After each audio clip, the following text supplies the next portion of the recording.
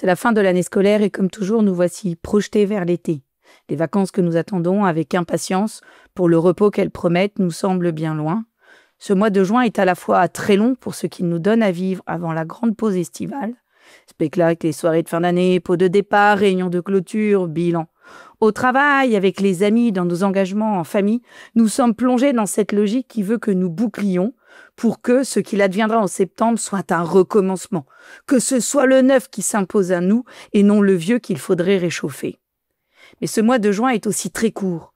Court parce que dense et riche. Il nous fait cavaler d'un événement à un autre. Et la fin du mois arrive si vite qu'il faut se rendre à l'évidence. Nous n'avons pas eu le temps de tout faire, de tout boucler, de tout achever, de dire au revoir à tous. Et le mois de juillet est déjà là, qui pointe le bout de son nez, sans nous avoir laissé le temps d'y penser.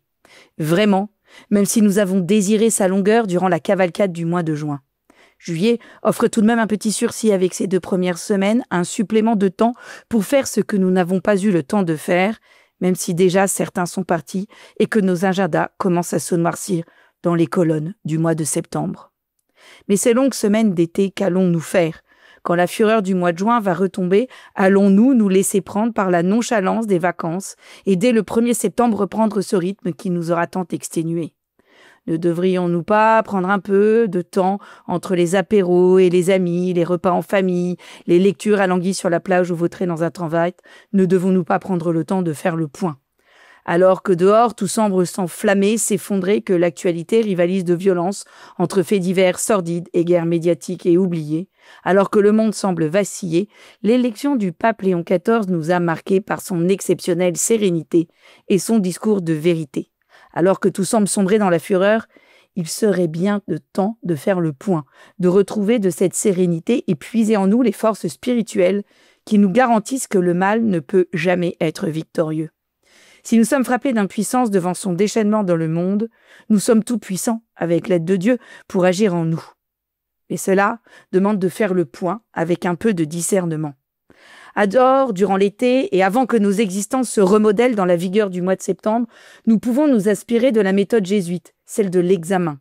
Pensée par saint Ignace de Loyola dans le cadre de ses exercices spirituels, l'examen nous invite à, je cite, trouver Dieu en toutes choses, à reconnaître le mouvement de Dieu dans toutes les personnes et les événements de l'année écoulée. Ce discernement se vit comme un moment de prière. Après une grande inspiration, je me mets en présence du Seigneur et je demande la lumière pour reconnaître Dieu et me connaître comme Dieu me voit. Puis je peux réfléchir à l'aide de quelques questions. Chacun choisira son organisation, une ou plusieurs fois, le temps consacré à chaque fois. Mais invariablement, chaque temps se terminera par un temps d'action de grâce. Voici donc une liste de questions que je vous suggère pour orienter votre réflexion. De quoi suis-je particulièrement reconnaissant cette année ? Quel événement m'a particulièrement marqué ? À quelles occasions ai-je pu faire preuve de courage ? À quelles occasions ai-je reçu soutien et amour ? À quelles occasions ai-je ressenti une véritable joie ? Qu'est-ce qui, cette année, m'a troublé ? Qu'est-ce qui m'a mise au défi ? Où et quand ai-je trouvé une occasion de me renouveler et de faire une pause ? Et pas seulement l'été. Ai-je remarqué la présence de Dieu dans tout cela ?